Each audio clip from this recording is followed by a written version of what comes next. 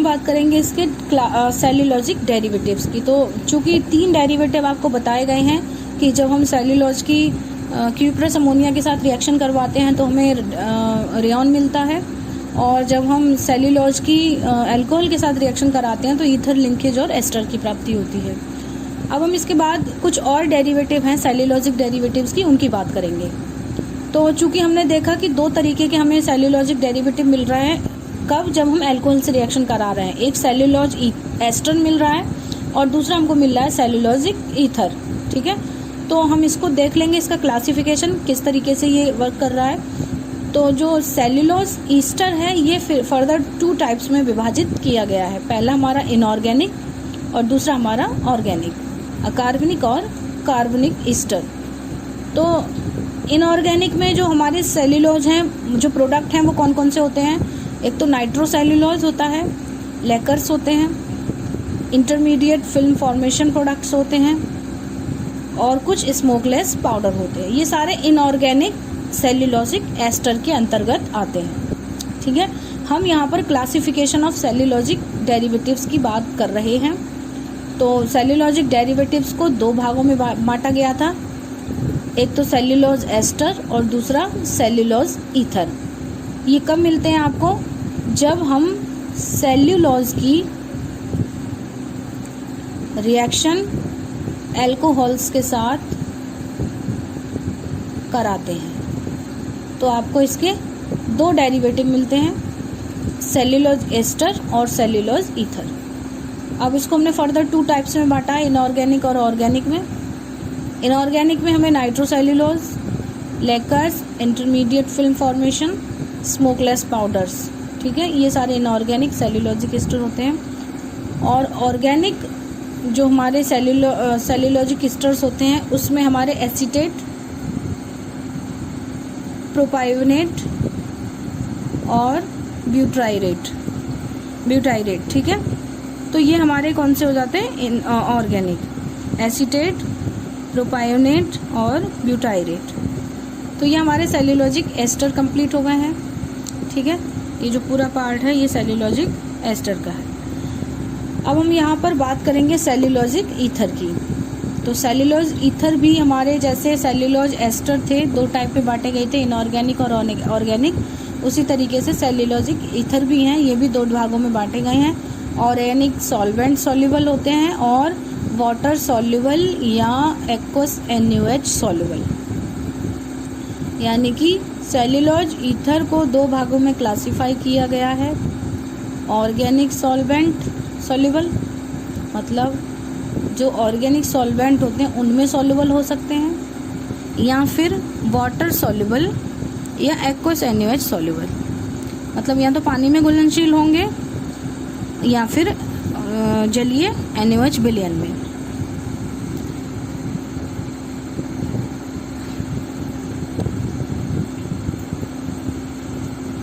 अब जो हमारे ऑर्गेनिक सॉल्वेंट सॉल्युबल होते हैं इनको भी हमने 2 भागों में बांटा है। पहला है हमारा इथाइल सेल्यूलोज और दूसरा है हमारा, 2 टाइप के होते हैं ये, इथाइल सेल्यूलोज और बेंजाइल सेल्यूलोज। जो हमारा ऑर्गेनिक सॉल्वेंट सॉल्युबल्स थे ये 2 प्रोडक्ट्स होते हैं, ethyl cellulose and second one is benzyl cellulose. After that जो हमारा वाटर सॉल्युबल या एक्वस NaOH सॉल्युबल होता है ये भी हमारे 3 भागों में विभाजित है। एक है हमारा methyl cellulose, sodium carboxy methyl cellulose, hydroxyethyl cellulose. ठीक है, तो जो हमारे एक्वस NaOH सॉल्युबल सब्सटेंसेस थे ये हमारे 3 भागों में बांटे गए, methyl cellulose, sodium carboxy methyl cellulose and hydroxyethyl cellulose. तो इस तरीके से हमने सेल्यूलोजिक ईथर्स का भी क्लासिफिकेशन बहुत इजीली पढ़ लिया है यहाँ पर। ठीक है, तो ये हमारे सेल्यूलोज डेरिवेटिव्स थे, ये हमें तब मिल रहे थे जब हम सेल्यूलोज की अल्कोहल के साथ रिएक्शन करा रहे थे। तो सेल्यूलोजिक डेरिवेटिव्स फर्दर आपको बताए गए हैं यहाँ पर, तो इनके बारे में आपको अच्छे से समझ लेना है। हमारा जो सेल्यूलॉज का जो पूरा चैप्टर था, इसमें हमने क्या क्या चीज़ें कवर करी थी, लास्टली एक बार आपको दोबारा बता दिया जाएगा। इसमें हमने सोर्सेज की बात करनी थी, तो सोर्सेज हमारा वुड पल्प हो गया। प्रॉपर्टीज़ के बारे में हमने समझ लिया, इसकी डेंसिटी, इसकी सॉल्युबिलिटी, इसकी इनसॉल्युबिलिटी, इसकी पर्टिनेंट प्रॉपर्टी में इसके स्ट्रक्चरल फार्मूला, इसका केमिकल फार्मूला, ठीक है। तो ये सारी चीज़ें हमने यहाँ पर इसकी प्रॉपर्टीज़ में समझी थी। फिर हमने इसके यूजेस की बात की, तो इसके यूजेस में हमने जो चीज़ें कवर करी वो थी, इसका कहाँ कहाँ यूज़ होता है, तो फिल्म फॉर्मेशन में, नायलॉन में, जो रेयॉन है सेल्यूलोजिक फाइबर उसकी मेकिंग में, रेयॉन में हमने इसके लिए यूज़ किया। और जो भी हमारे डेरिवेटिव्स होते हैं cellulosic derivatives like ether and asters, उनके बारे में भी हमने यहाँ पर इसके यूजेस में उपयोग करना होता है इसको। और सेल्यूलोजिक एस्टर क्या होते हैं इसके बारे में भी हमने पढ़ लिए, 2 भागों में विभाजित होते हैं, ऑर्गेनिक और इनऑर्गेनिक। तो कौन कौन से होते हैं ये भी आपको बता दिया गया है। और सेल्यूलोजिक ईथर ये भी हमने पढ़ लिया था, फर्दर 2 टाइप्स में विभाजित होते हैं ये। इसमें ऑर्गेनिक सॉल्वेंट सॉल्युबल और वाटर सॉल्युबल, यहाँ एक्वा सॉल्युबल आते हैं। और इसके जो ऑर्गेनिक सॉल्वेंट सॉल्युबल होते हैं ये एथाइल सेल्यूलोज और बेंजाइल सेल्यूलोज होते हैं। और वाटर सॉल्युबल या एक्वस एन्यूअस सॉल्युबल जो होते हैं वो methyl cellulose, sodium carboxy methyl cellulose and hydroxyethyl cellulose होते हैं। इसी तरीके से जो हमारे सेल्यूलोजिक ईस्टर्स होते हैं ये भी इनऑर्गेनिक और ऑर्गेनिक 2 टाइप्स में विभाजित किए गए थे। इनऑर्गेनिक में nitrocellulose, Lakers, intermediate film formation, smokeless powder. और ऑर्गेनिक में एसीटेट, प्रोपायोनेट और ब्यूटाइरेट आ रहे थे, ठीक है। तो इस तरीके से हमने यहाँ पर सेल्यूलोजिक एस्टर्स और सेल्यूलोजिक ईथर्स की बात कवर कर ली थी। अब ये हमारा एक टॉपिक बचा है cellulose for use in surface coating. इसके बारे में हमें यहाँ पर थोड़ा सा डिस्कस कर लेना है।